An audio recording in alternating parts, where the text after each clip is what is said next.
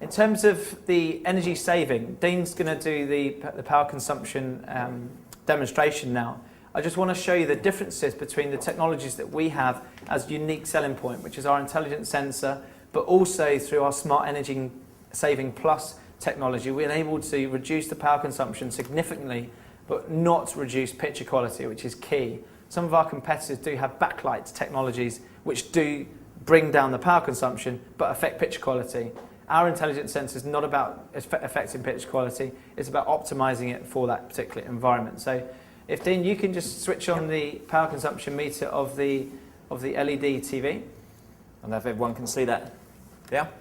It's currently showing 145 watts. So these are the different settings that we offer on the TV. We have vivid, minimum, medium, maximum, and video mute. So Dean, if you just put it on vivid, this is almost, when you look at going to an electronics store, the majority of the TVs will always be on vivid because they're in bright lights. There we go, it's on vivid mode there, and we're currently drawing 146 watts of power. Okay, so now Dean, if you drop that down to minimum level through the remote control. Just press the green button, the energy saving button. Up comes your energy saving menu. If I switch to minimum, the screen darkens slightly. We're down now to, depending on the picture, about varying between 110 and 120 watts on there. This is ideal in a room where it's not as bright, but you're watching things like dramas, documentaries that are still a bright sort of program on there. So it's fair to say that if you had this TV placed in a conservatory, you'd probably have it on vivid because of the brightness of that particular room.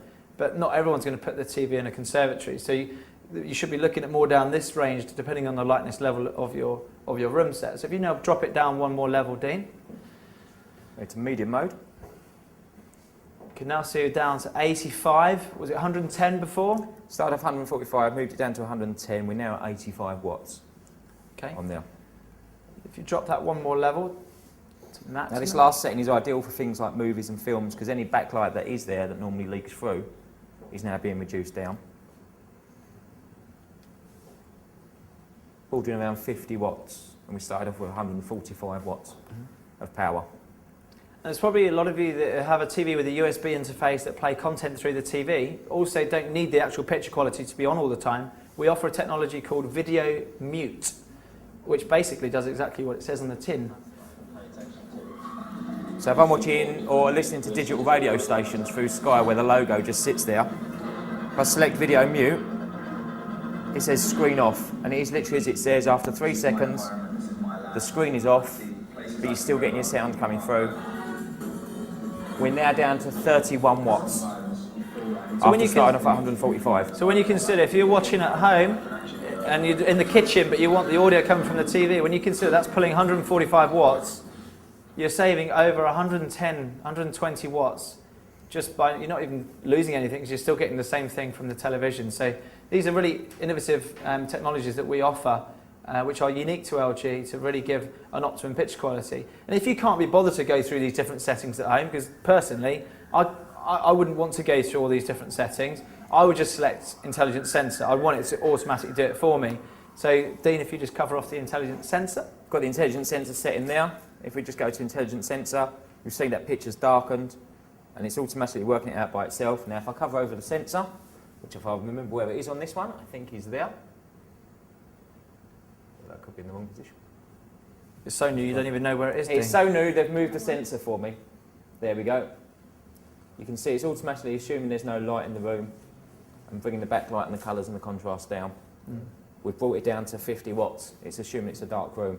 Now so I switch on the light bulb, the light comes back on, the TV recognises that and then brings the picture up to what we can do on the round table is we can actually switch all the lights off in here after we stop filming, and you'll see it almost like a living room set. We'll switch the lights off, Bex will get up and on the table and start dancing, and then we can do the differences.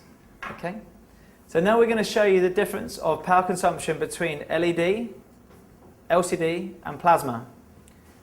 So Mr. Dean. Let's be back on vivid mode.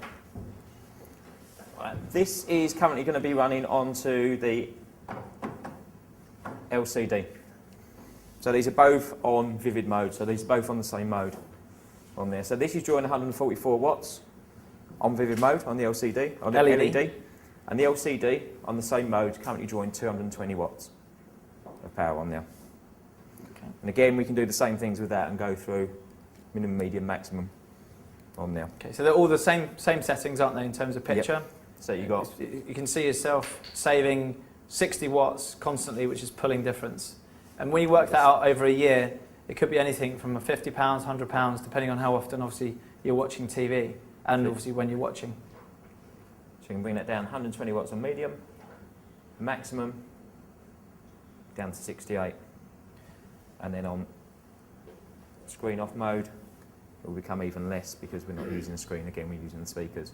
But you can see you start off a lot higher on the LCD than what you do on the LED.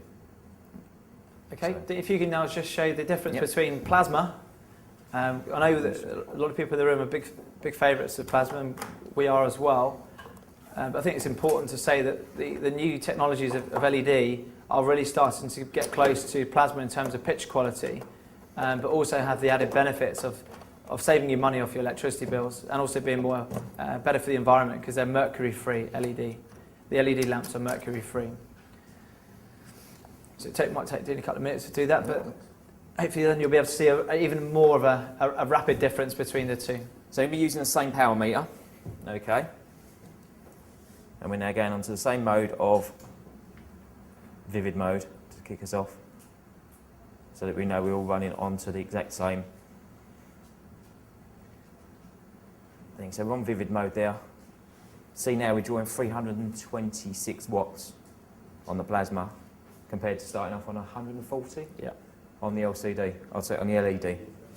So it's a big jump and a big energy saving without using any of the additional factors on there. And again, with your energy saving buttons, you can then bring that powers down. Minimum mode drops it down to sub 300. We then go maximum mode, or so medium mode, around the 215 mark. So we're still higher than the LED was on there. And even on maximum mode, you bring that picture down to roughly the equivalent of the LED. So the LED on its vivid mode is drawing roughly the same power as the plasma is on its maximum energy saving mode.